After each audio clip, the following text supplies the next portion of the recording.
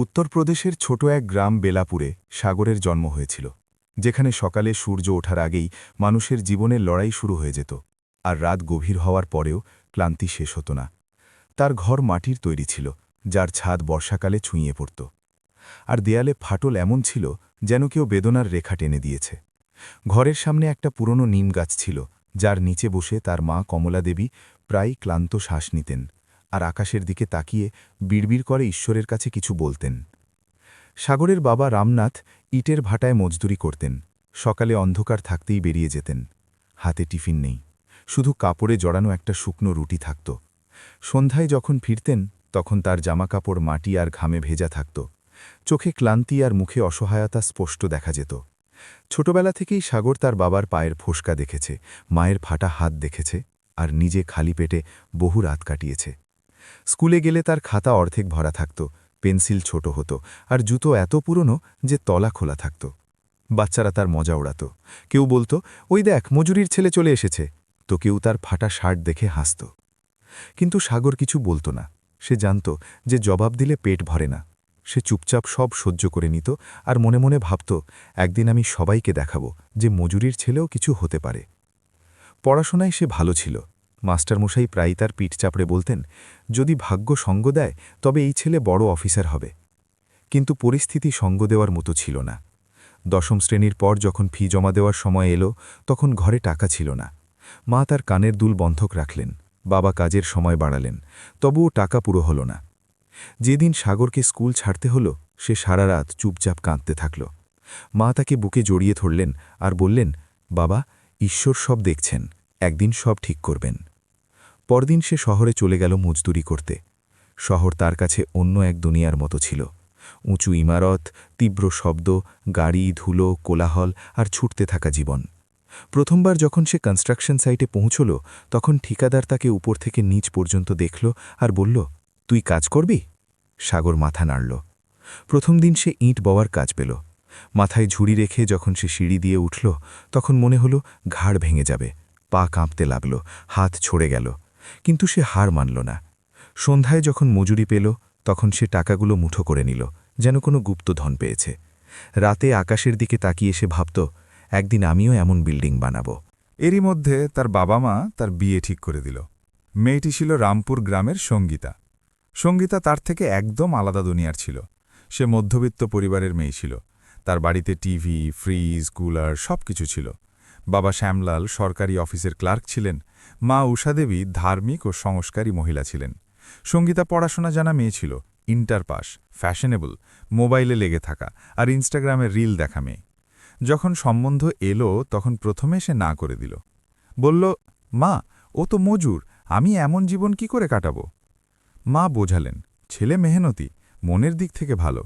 বাবা বললেন, আজ মজুর, কাল কিছু একটা হয়ে যাবে। পরিবার বোঝালো, সমাজের চাপ পড়ল, আর অবশেষে বিয়ে ঠিক হয়ে গেল। ধুমধাম করে বিয়ে হলো। সাগর যখন বরযাত্রী নিয়ে পৌঁছল, তখন তার চোখে অনেক স্বপ্ন ছিল। সঙ্গীতাকে দেখে তার বুক জোরে ধুকপুক করতে লাগল। সে ভাবতে লাগল, কত সুন্দর, আমার ভাগ্য খুলে গেল। বিয়ের পর সঙ্গীতা গ্রামে এলো। শুরুতে তার সবকিছু নতুন আর ভালো লাগল। সাগরের ভালোবাসা, তার সরলতা, তার ছোটখাটো কথা তার ভালো লাগত। সাগর সকালে কাজে যেত, আর যাওয়ার সময় বলতো, আজ তাড়াতাড়ি ফিরব, তোমার জন্য জিলিপি আনব। সঙ্গীতা হেসে দিত। কিন্তু ধীরে ধীরে গ্রামের জীবন তার কাছে অসহ্য লাগতে শুরু করল। মাটির ঘর, বিদ্যুৎ চলে যাওয়া, রাতে মশা, রোজ সেই ডাল রুটি, সাগরের ঘামের গন্ধ, তার ছেঁড়া চটি, সবকিছু তাকে ভেতর ভেতর খেয়ে ফেলছিল। সে জানলা দিয়ে বাইরে দেখত আর ভাবত, এটাই কি আমার জীবন? আমি কি এই দারিদ্র্যের মধ্যে ফেঁসে গেলাম? সাগরের রোজগার এত ছিল না যে সে তাকে ওসব দিতে পারে যা সে চাইত। শহরের মল, ব্র্যান্ডেড জামাকাপড়, রেস্টুরেন্ট সব তার স্বপ্নেই থেকে গেল। ধীরে ধীরে তার মুখ থেকে হাসি গায়েব হতে লাগল। সে ছোটখাটো কথায় লেগে যেতে লাগল। সাগর দেরি করে এলে খোটা, কম টাকা আনলে খোটা। একদিন সে পরিষ্কার বলে দিল, তুমি সারা জীবন মজদুরিই করবে নাকি? তোমার কাছে আমাকে দেওয়ার মতো আছেটা কি? সাগরের মন ভেঙে গেল। সে শান্ত হয়ে বলল, আমি চেষ্টা করছি, একদিন সব বদলে যাবে।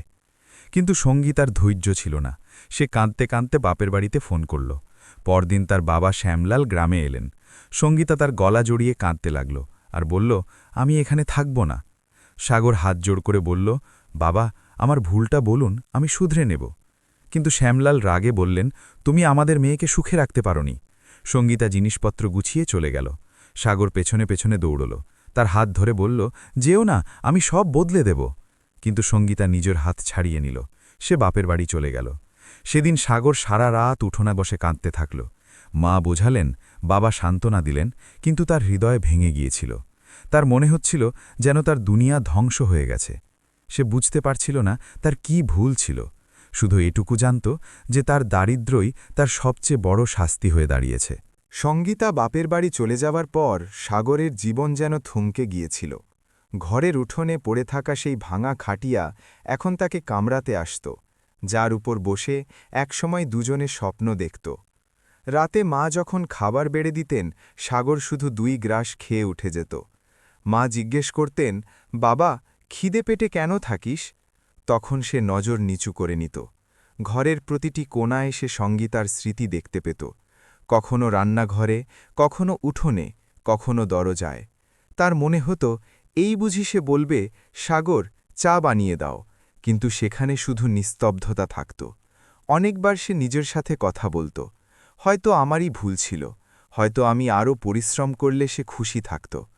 পরদিনই সে তার বাপের বাড়ি চলে যেত, অনেকবার একা, অনেকবার মা বাবার সাথে। দরজায় দাঁড়িয়ে বলত, সঙ্গীতা, চলো, বাড়ি চলো, সব বদলে দেব। কিন্তু প্রতিবার ওই একই জবাব মিলত, এখন অনেক দেরি হয়ে গেছে। শ্যামলাল রাগে বলতেন, তুমি আমাদের মেয়েকে কিছু দিতে পারোনি। সঙ্গীতাও ভেতর থেকে বদলে গিয়েছিল। শহরের বান্ধবীরা, ভালো জামা কাপড়, আরামের জীবন তার বেশি প্রিয় মনে হতে লাগল। সে ভাবত, আমি সঠিক সিদ্ধান্ত নিয়েছি, ওই গরিবের মধ্যে মরে যেতাম। সাগর প্রতিবার হতাশ হয়ে ফিরে আসত। একদিন পঞ্চায়েত বসল। গ্রামবাসীরা বলল, এখন ফয়সালা করে নাও, রোজ রোজের ঝামেলা ঠিক নয়। অবশেষে তালাকের কথা ঠিক হল। কোর্টে সাগর কাঁপতে থাকা হাতে বসেছিল। বিচারক জিজ্ঞেস করলেন, আপনারা কি দুজনে আলাদা হতে চান? সঙ্গীতা না ভেবেই বলল, হ্যাঁ। সাগর কিছু বলতে পারল না, তার গলা দিয়ে আওয়াজ বের হল না। ফয়সালা হয়ে গেল। তালাকের কাগজে যখন সে সই করল, তখন মনে হল যেন কেউ তার শিরায় বিষ ঢেলে দিয়েছে। বাইরে এসে সে সিঁড়িতে বসে পড়ল। চোখ দিয়ে জল পড়তে থাকল, কিন্তু সে কাউকে দেখাল না। মা মাথায় হাত রাখলেন তো সে কেঁদে ফেলল, যেমন ছোট বাচ্চারা কাঁদে। সেদিন সে নিজের কাছে প্রতিজ্ঞা করল, আর কাঁদব না, এবার নিজেকে প্রমাণ করব। তালাকের পর সাগর নিজেকে কাজে ডুবিয়ে দিল। আগে যেখানে সে দিনে 8 ঘন্টা কাজ করত, এখন 14 ঘন্টা করতে লাগল। ঠিকাদার যেই সাইটে পাঠাতো সেখানে সবার আগে পৌঁছত আর সবার শেষে ফিরত। লোকে বলতো, এত খাটনি কেন করিস? সে শুধু হেসে দিত। রাতে যখন সবাই ঘুমিয়ে যেত, সে ছাদে বসে আকাশ দেখত আর ভাবত, একদিন আমিও বড়লোক হব। সে ঠিকাদারের কাছে বসে কাজ শিখতে শুরু করল, কিভাবে লেবারের হিসেব রাখা হয়, কিভাবে মালপত্র কেনা হয়, কিভাবে বিল বানানো হয়, সব কিছু। ধীরে ধীরে ঠিকাদাররা তাকে বিশ্বাস করতে লাগল। ছোটখাটো কাজ সে পেতে লাগল, কখনো দেওয়াল বানানোর ঠিকা, কখনো দোকানের শাটার লাগানোর কাজ। শুরুতে লোকসান হল, অনেকে টাকা দিত না, অনেক সময় মালপত্র খারাপ বেরোত, কিন্তু সে হার মানত না। একদিন তার বাবা রামনাথ বললেন, বাবা, তুই অনেক বদলে গেছিস। সাগর বলল, বাবা, এখন আমাকে কিছু একটা হতে হবে। ওদিকে সঙ্গীতা বাপের বাড়িতে আরামের জীবন কাটাচ্ছিল। ভালো জামা কাপড়, বান্ধবীদের সাথে ঘোরা, সোশ্যাল মিডিয়ায় ছবি দেওয়া। তার মনে হতো সে সঠিক সিদ্ধান্ত নিয়েছে। তার সাগরের কথা মনে পড়ত না। সে ভাবত, ও তো এখনও মজুরি হবে। কিন্তু ভাগ্যের লিখন অন্য কিছু ছিল। 2 বছর পর একদিন হঠাৎ সঙ্গীতার বাবা শ্যামলালের বুকে তীব্র ব্যথা উঠল। তাকে হাসপাতালে নিয়ে যাওয়া হলো, কিন্তু ডাক্তার জবাব দিয়ে দিলেন। বাড়িতে শোকের ছায়া নেমে এলো। মা উষাদেবী জ্ঞান হারালেন। সঙ্গীতার দুনিয়া ওলটপালট হয়ে গেল। বাবাই ঘরের মেরুদণ্ড ছিলেন, এখন ঘরের রোজগার বন্ধ হয়ে গেল। ধীরে ধীরে অবস্থা খারাপ হতে লাগল। আত্মীয়রা প্রথমে আসত, তারপর আসা বন্ধ করে দিল। টাকা ফুরিয়ে যেতে লাগল। মায়ের ওষুধ, ঘরের খরচ সব সঙ্গীতার ওপর এসে পড়ল। সে চাকরি খুঁজল, অনেক জায়গায় ইন্টারভিউ দিল, কিন্তু কোথাও মনের মতো চাকরি পেল না। বাধ্য হয়ে সে এক মহিলা ঠিকাদারের সাথে মজুরি শুরু করল। প্রথমবার যখন সে মাথায় সিমেন্টের বস্তা তুলল, তখন তার সাগরের কথা মনে পড়ে গেল। তার চোখ দিয়ে জল গড়িয়ে পড়ল। সে ভাবতে লাগল, যে জীবন থেকে আমি পালিয়েছিলাম সেটাই আমার কপাল হয়ে গেল। রোদে পুড়ে হাত ছড়ে সে রোজ কাজ করত। সন্ধ্যায় বাড়ি ফিরলে শরীর বাথায় ভেঙে আসত। মা দেখতেন আর কাঁদতেন। সঙ্গীতা মনে মনে নিজেকে দোষ দিত, ইস, আমি যদি সাগরের সঙ্গ না ছাড়তাম। কিন্তু এখন অনেক দেরি হয়ে গিয়েছিল। সময় নিজের গতিতে চলতে থাকল, আর ওদিকে সাগরের জীবন পুরোপুরি বদলাতে শুরু করল। তালাকের পর সে যেটা ঠিক করেছিল সেই পথেই সে পাগলের মতো পরিশ্রম করতে থাকল। এখন সে শুধু মজুর ছিল না, বরং ছোটখাটো ঠিকা নিজে নিতে শুরু করেছিল। কখনো কোনো দোকানের শাটার লাগানোর কাজ, কখনো কোনো বাড়ির ছাদ ঢালাইয়ের, কখনো বাউন্ডারি দেওয়াল বানানোর। শুরুতে অনেক ক্ষতি হলো। অনেকবার লোকেরা টাকা দিতে অস্বীকার করল, অনেকবার মালপত্র খারাপ বেরোল, অনেকবার মজুর পালিয়ে গেল, কিন্তু সাগর হার মানল না। রাতে যখন সবাই ঘুমিয়ে পড়ত, সে ছাদে বসে নিজের ভাঙা স্বপ্নের সাথে কথা বলতো, আমি হার মানব না, একদিন সবাইকে দেখাবো। ধীরে ধীরে তার পরিশ্রম রং আনতে শুরু করল। শহরের বড় ঠিকাদারহারা তাকে চিনতে লাগল। লোকে বলতে লাগল, এই ছেলেটি বিশ্বস্ত। 4 বছর কেটে গেল। সাগর নিজের ছোট কোম্পানি রেজিস্টার করাল, সাগার বেলকন। এখন তার কাছে নিজের বাইক ছিল, তারপর গাড়ি চলে এলো। সে মজুরদের নিজে কাজ দিত। ওই লোকগুলো যারা তাকে কখনো মজুর বলে হাসত, এখন তাকে সাহেব বলতে লাগল। ওদিকে সঙ্গীতার জীবন আরও কঠিন হয়ে উঠছিল। মজুরি করতে করতে তার হাত ছড়ে গিয়েছিল। মাথায় সবসময় ব্যথা থাকত, পায়ে ফুলা ভাব চলে আসত, কিন্তু উপায় ছিল না। একদিন তার মা উষা দেবী খুব অসুস্থ হয়ে পড়লেন। হাসপাতালে নিয়ে যাওয়ার টাকা ছিল না। সঙ্গীতা নিজের কঙ্কন বিক্রি করে দিল। সেই রাতে এসে মায়ের কাছে বসে কাঁদতে থাকল, আর ভাবতে লাগল, ইস, আমি যদি সাগরের সঙ্গ না ছাড়তাম। তার মনে পড়তে লাগল কিভাবে সাগর প্রতিদিন তার জন্য জিলিপি আনত, কিভাবে ক্লান্ত হয়েও হাসত, কিভাবে বলতো সব ঠিক হয়ে যাবে। এখন সে বুঝতে পারছিল যে আসল ধনী হওয়া কাকে বলে। এদিকে সাগর এখন শহরের বড় বড় প্রজেক্ট নিতে শুরু করেছিল। একদিন সে শহরে একটি বহুতল ভবন বানানোর বড় টেন্ডার পেল। এটা তার জীবনের সবচেয়ে বড় প্রজেক্ট ছিল। সে পুরো উদ্যমে কাজ শুরু করল। ডজন ডজন মজুর, মেশিন, ক্রেন, ট্রাক, পুরো এলাকা তার নামে গুমগুম করতে লাগল। 4 মাস কঠোর পরিশ্রমের পর বিল্ডিং প্রায় তৈরি হয়ে গেল। উদ্বোধনের প্রস্তুতি চলতে লাগল। বড় নেতা, অফিসার, মিডিয়াকে ডাকা হল। সেই বিল্ডিংয়েই সঙ্গীতা এক মহিলা ঠিকাদারের সাথে মজুরি করতে পৌঁছাল। সে জানত না যে এই প্রজেক্ট কার। সে রোজকার মতো মাথায় ঝুড়ি তুলে কাজ করতে লাগল। সেদিন সাগর সাইট পরিদর্শনের জন্য এলো। সে দূর থেকে দেখল একজন মহিলা মজুর সিমেন্ট বইছে, মুখ রোদে পোড়া, চুল উস্কো খুস্কো, কিন্তু চোখগুলো সেই চেনা চেনা। সাগরের বুক জোরে ধক করে উঠল। সে ধীরে ধীরে এগিয়ে গেল। কাছে গিয়ে দেখল তো তার পায়ের তলা মাটি সরে গেল। সামনে সঙ্গীতা ছিল। দুজনের চোখাচোখি হল। মুহূর্তের জন্য সময় থমকে গেল। সঙ্গীতার হাত থেকে ঝুড়ি পড়ে গেল, সিমেন্ট ছড়িয়ে গেল। সে কাঁপতে লাগল। তার বিশ্বাস হল না যে সামনে দাঁড়ানো মানুষটি সেই সাগর। দামি শার্ট, ঘড়ি, গাড়ি, মুখে আত্মবিশ্বাস। সে লজ্জায় মাটিতে মিশে গেল। সাগরও কিছুক্ষণ কথা বলতে পারল না। তারপর ধীরে ধীরে বলল, সঙ্গীতা। তার নাম শুনেই সঙ্গীতা ফুপিয়ে কেঁদে উঠল। আশেপাশের মজুররা দাঁড়িয়ে রইল, কেউ কিছু বুঝতে পারছিল না। সাগর নিজেকে সামলালো আর বলল, তুমি এখানে? সঙ্গীতার গলার স্বর কাঁপছিল। মজুরি করছি। সাগরের হৃদয় ভেতর থেকে ভেঙে গেল। যে মেয়েটি কখনো তার দারিদ্র্যের জন্য তাকে ছেড়েছিল, আজ সেই মেয়ে মজুরি করছে, আর সে নিজে এই বিল্ডিংয়ের মালিক হয়ে গেছে। ভাগ্য যেন দুজনকে মুখোমুখি দাঁড় করিয়ে দিয়েছে। সাগর কিছুক্ষণ ওখানেই দাঁড়িয়ে রইল, আর সঙ্গীতাকে কাঁদতে দেখতে থাকল। তার মনে একসাথে হাজারো অনুভূতি উথাল পাথাল করছিল। রাগ, ব্যথা, দয়া, ভালোবাসা সব মিলে এক অদ্ভুত ঝড় তৈরি করছিল। মজুরদের ভিড়ে দুজন এমনভাবে দাঁড়িয়েছিল যেন পুরো দুনিয়া থেকে বিচ্ছিন্ন হয়ে গেছে। সাগর সুপারভাইজারকে ইশারা করল আর বলল, একে আজকের কাজ ছাড়তে দাও, বাকিরা সামলে নেবে। সুপারভাইজার মাথা নাড়ল। সঙ্গীতা ভয় পেয়ে গেল।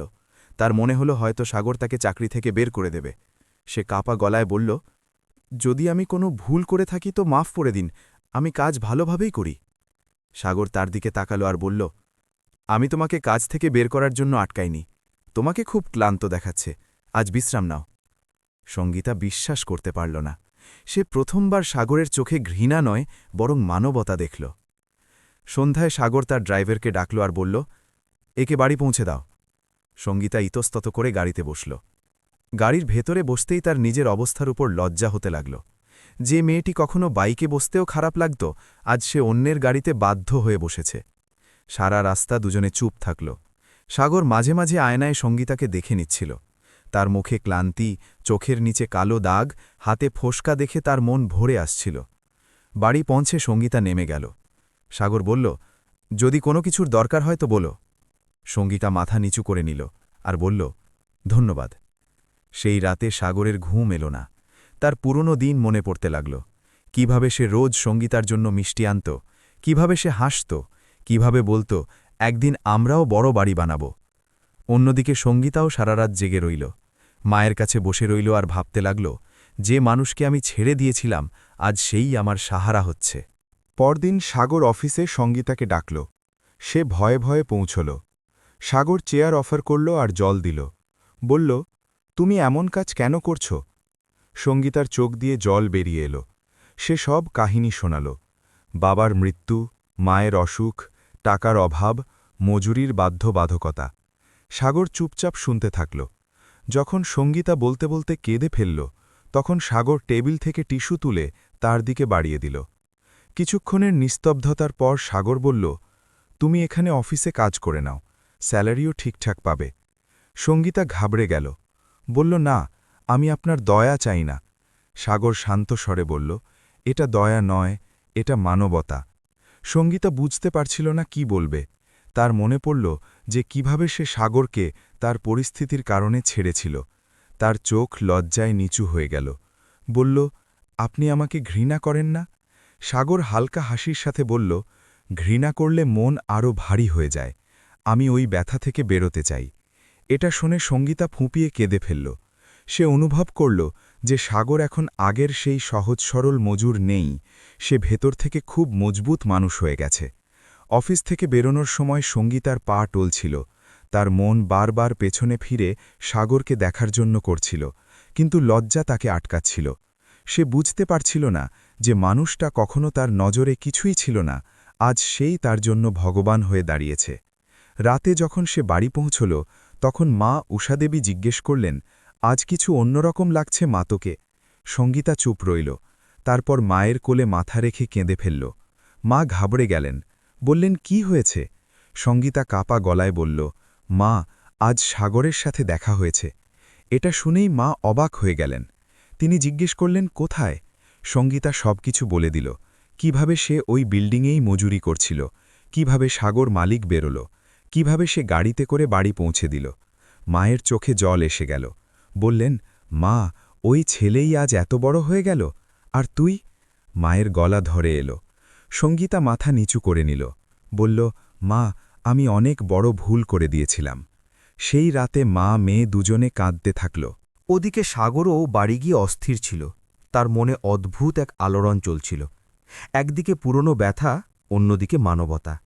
সে ভাবতে থাকল, আমি কি তাকে মাফ করতে পারব? তার মনে পড়ল তালাকের দিন কিভাবে সে কোর্টের সিঁড়িতে বসে কেঁদেছিল, কিভাবে তার মনে হয়েছিল জীবন শেষ হয়ে গেছে। কিন্তু আজ সেই মেয়েটে তার সাহায্যের মুখাপেক্ষী ছিল। পরদিন সঙ্গীতা অফিসে পৌঁছাল। সাগর তাকে রিসেপশনে কাজ বুঝিয়ে দিল, ফাইল রাখা, কল ধরা, এন্ট্রি করা। সঙ্গীতা পুরো সততার সাথে কাজ করতে শুরু করল। তার প্রথমবার মনে হল যে হয়তো ঈশ্বর তাকে একটা সুযোগ দিচ্ছেন। ধীরে ধীরে অফিসের লোকেরাও তার সাথে মিশতে লাগল।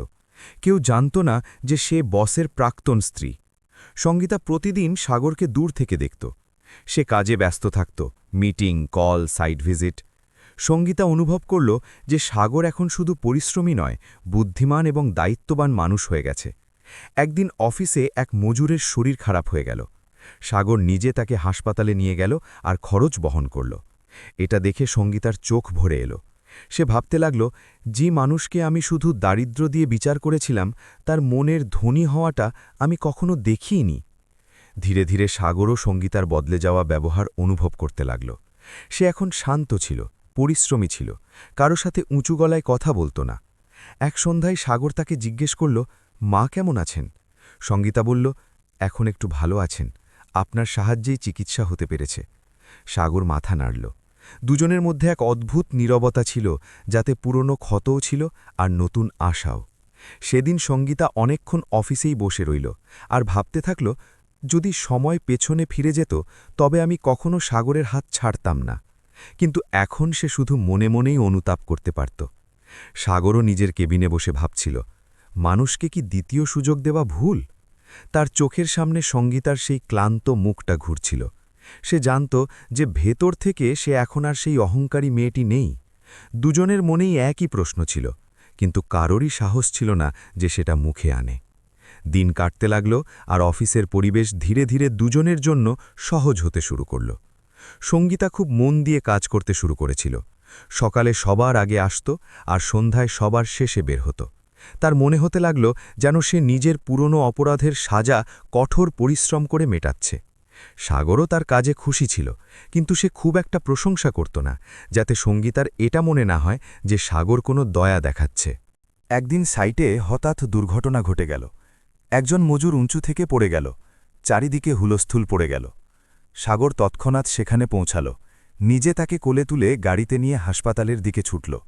সঙ্গীতাও সাথে গেল। রাস্তায় মজুরটি অজ্ঞান হয়ে গেল। সঙ্গীতা কাঁদতে লাগল, যদি কিছু হয়ে যায়?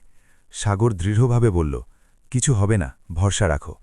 হাসপাতালে পৌঁছতেই সাগর কোনো দেরি না করে তাকে ভর্তি করাল আর সমস্ত খরচের দায়িত্ব নিল। মজুরটির স্ত্রী এলে সে সাগরের পা ধরতে গেল। সাহেব, আপনি ভগবান।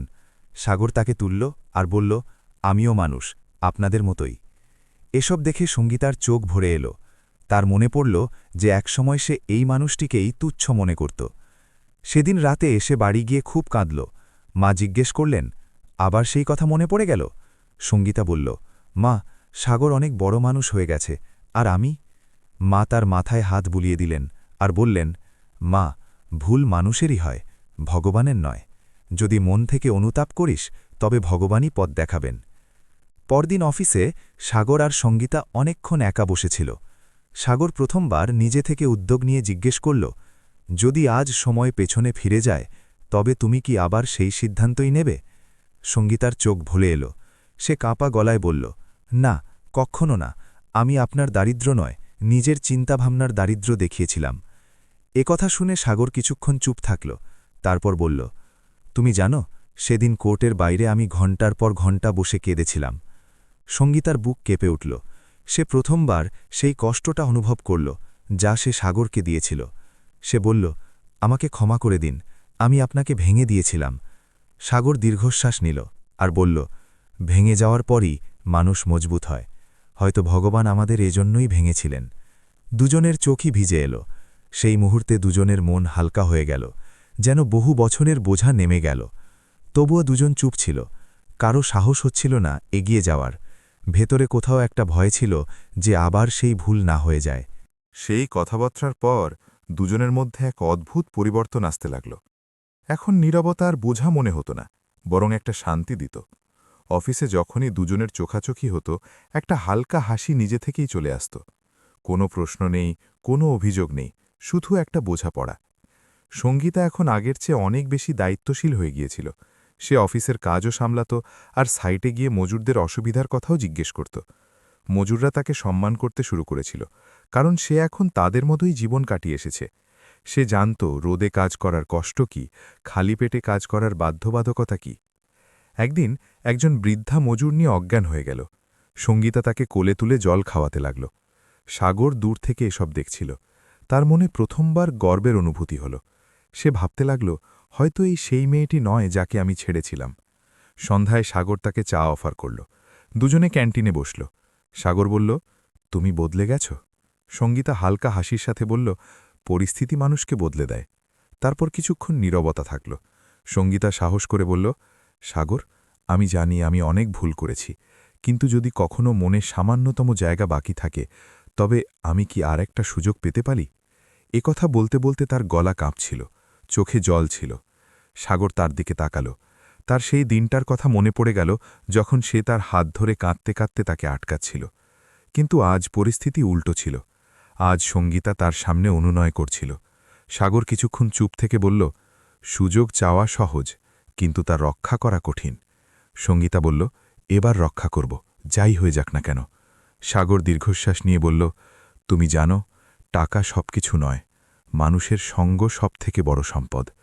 সঙ্গীতা কাঁদতে কাঁদতে বলল, এখন বুঝতে পেরেছি, অনেক দেরি করে হলেও। ঠিক সেই সময় অফিসের এক কর্মচারী এলো আর বলল, স্যার, উদ্বোধনের তারিখ ফাইনাল হয়ে গেছে। সাগর বলল, ঠিক আছে। সে জানত যে এখন তার জীবনের আরও একটি পরীক্ষা সামনে। উদ্বোধনের দিন মিডিয়াও আসবে, সবার সামনে সঙ্গীতার মুখোমুখি হওয়া সহজ ছিল না, কিন্তু সে মনে মনে ঠিক করে নিয়েছিল যে এখন আর পালাবে না, যা হবে সামনাসামনি মোকাবিলা করবে। সে রাতে সাগর বাড়ি গিয়ে অনেকক্ষণ ধরে ভাবতে থাকল। তার মা বাবার কথা মনে পড়ল। মা বলতেন, বাবা, বড় মানুষ হওয়া সহজ, কিন্তু ভালো মানুষ হওয়া কঠিন। তার মনে হল হয়তো ভগবান তাকে একটা সুযোগ দিচ্ছেন ভালো মানুষ হওয়ার। ওদিকে সঙ্গীতাও বাড়ি গিয়ে ভগবানের সামনে বসল। সে হাত জোর করে বলল, ভগবান, এবার আমাকে সঠিক পথ দেখিয়ে দিও। এখন আমি আর কাউকে দুঃখ দিতে চাই না। তার চোখ দিয়ে জল ঝরতে থাকল। তার মনে হচ্ছিল যেন কত বছর পর মনটা হালকা হল। দুজনে আলাদা জায়গায় বসেও একই কথা ভাবছিল, যে তাদের কি দ্বিতীয়বার একে অপরকে আপন করে নেওয়ার অধিকার আছে কি নেই। উদ্বোধনের দিন এসে গেল। পুরো সাইট সাজানো হয়েছিল। রং বেরঙের বেলুন, ব্যানার, ফুলের মালা, মিডিয়ার গাড়ি, নেতাদের গাড়ি সব দাঁড়িয়েছিল। সাগর সাদা কুর্তা পায়জামা পরে মঞ্চে দাঁড়িয়েছিল। ক্যামেরা ঝলকাচ্ছিল, মানুষ হাততালি দিচ্ছিল। তার মুখে হাসি ছিল, কিন্তু মনের ভেতর তুফান চলছিল। সে জানত যে আজ সবার সামনে তার আর সঙ্গীতার কাহিনী সামনে আসতে পারে। সঙ্গীতাও নিচে ভিড়ের মধ্যে দাঁড়িয়েছিল, সাধারণ একটা শাড়ি পরা, মাথা নিচু করে। তার মনে হচ্ছিল যেন তার হৃৎস্পন্দন সবাই শুনতে পাচ্ছে। উদ্বোধন শুরু হল। নেতা ফিতে কাটলেন, হাততালি পড়ল। সাগরকে মাইক দেওয়া হল।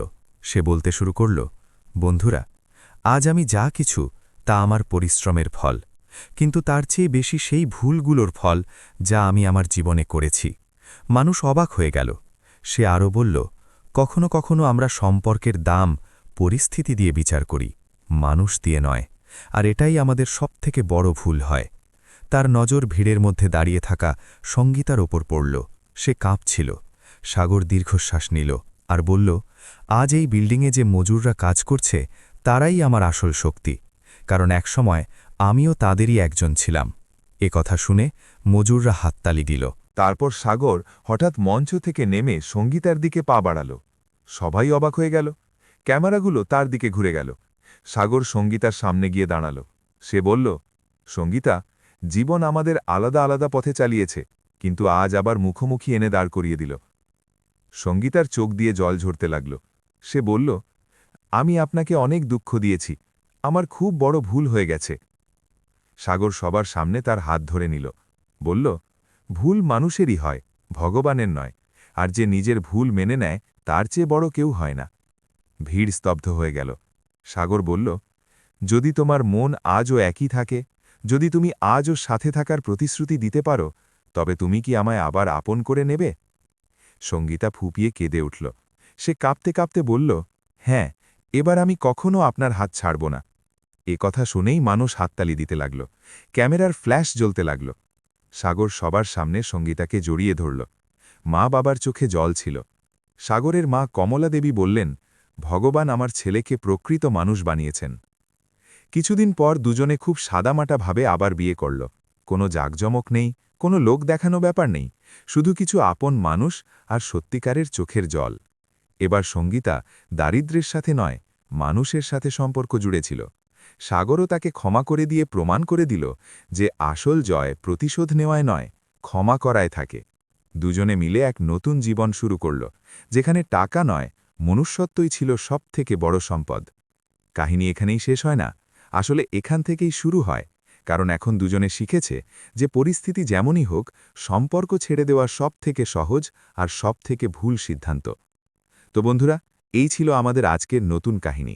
আপনাদের এই কাহিনী কেমন লাগলো আমাদের কমেন্ট করে অবশ্যই জানাবেন। আর যদি কাহিনী আপনাদের সামান্যতমও ভালো লেগে থাকে, তবে আমাদের ইউটিউব চ্যানেলটি সাবস্ক্রাইব করে নিন আর এই ভিডিওটিকে একটি লাইক করে দিন। দেখা হবে আবার এক নতুন আর আকর্ষণীয় কাহিনীর সাথে। ততক্ষণের জন্য ধন্যবাদ।